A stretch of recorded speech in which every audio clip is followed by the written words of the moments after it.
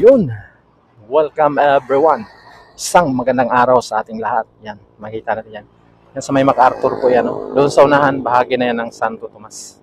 At yung nakita natin dyan, tulay yan. No? So, magmarites tayo doon sa ginagawang NECR. Dahil doon sa unahan na yan, parte na naman yan ng Minalin. So, didiretso tayo doon. No? At titignan natin yung ginagawa nating, yung pinagawa nating NECR line. O, di ba? Di tayo naman talagang nagpapagawa niyan eh. Dahil tax ng taong bayan yan eh. Tayong magbabayad yan, babayaran natin yan. Lahat na Pilipino. So yung pinapagawa natin na NECR line, na railway line, dyan sa may parte ng Minalin. So titignan natin kung ano ng development doon. Yun. Doon na yan. So ito yung bahaging ito ang may kulay blue na yung pinentora nila. Pero doon sa unahan, alam ko yung sa unahan na yan, sa may barangay Lourdes na yan, Minalin. So titignan natin development doon sa ginagawang viaduct, no? Natatawid dito sa kalsada na to. Yung magmula ng Apalit at papunta na dito sa may bahagi ng Santo Tomas yan. So dito, ito yung nakita natin dati binubomba nila, no?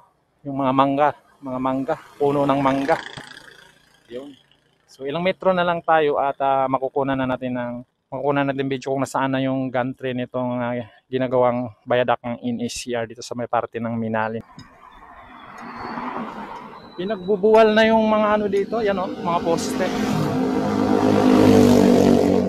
So yan na po yung unang gantry dito sa may CPN1 Silweed yan.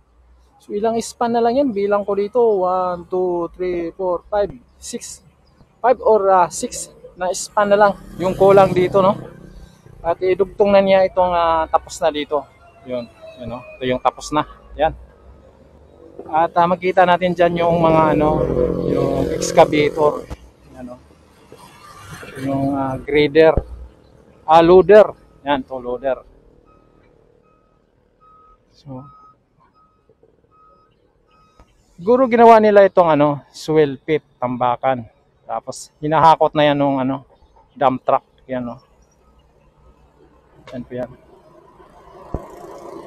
So ito na po yung viaduct na natapos ng yung gantry number 2 dito.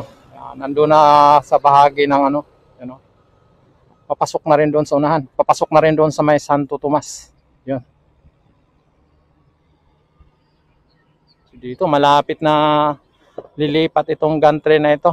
Itong gantry number 1. John Batan, Planning and Project Development ng DOTR. Yung mga plano po ng DOTR sa ating public transport.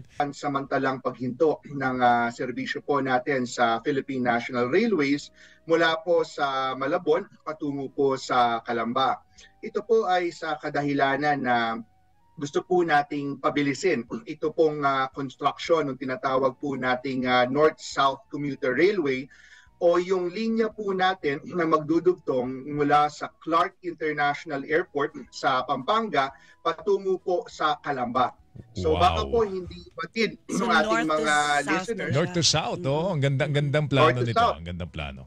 Apo, doon po sa mga hindi pa po nakakaalam kung ano po itong North-South Commuter Railway natin, ito po ay isang fully elevated line. Ito po ay 147 kilometers mula po sa Clark International Airport patungo pong Calamba. Meron po itong 35 na mga istasyon. Magdadaan po ito sa 22, 22 po ng mga local government units. At ang layon po natin dito ay magkaroon po ng option ng ating mga commuters. Halimbawa, na sumakay po ng tren sa Clark International Airport, hindi na po sila lilipat at in 2 hours po makakababa na po sila sa Calamba. Kung sisilipin po natin yung segment po natin mula Tutuban papunta pong Malolos, meron na po tayong mga stations na yung buong structure po ay tapos na. Yun pong ating Clark International Airport na magiging underground station ay marami na rin pong construction mula po sa Tutuban hanggang Malolos. Yan po yung pinaka-advance. So dyan po sa segment na yan, makikita po natin meron na pong mga istasyon na nakatayo. Yung pangalawa po nating segment na 53 kilometers mula po sa Malolos patungo pong Clark, yan po ay ongoing construction. At tama po na almost fully elevated tayo, pero gagamitin pa rin po natin yung baba. Ang mangyayari po kasi, ito pong North-South Commuter Railway natin, ito po yung magiging para sa mga passengers natin, dito po yung mabilis. Mula Clark papuntang Makati, 55 minutes lang po. Pero doon po sa baba, meron po tayo doong lugar kung saan po magpapatuloy ang serbisyo ng PNR after po na matapos ang NSCR. So ano po yung dadaan sa baba? Dadaan po sa baba yung ating mga freight. Yun po mga tren na magkakarga po ng mga kargamento, cargo po.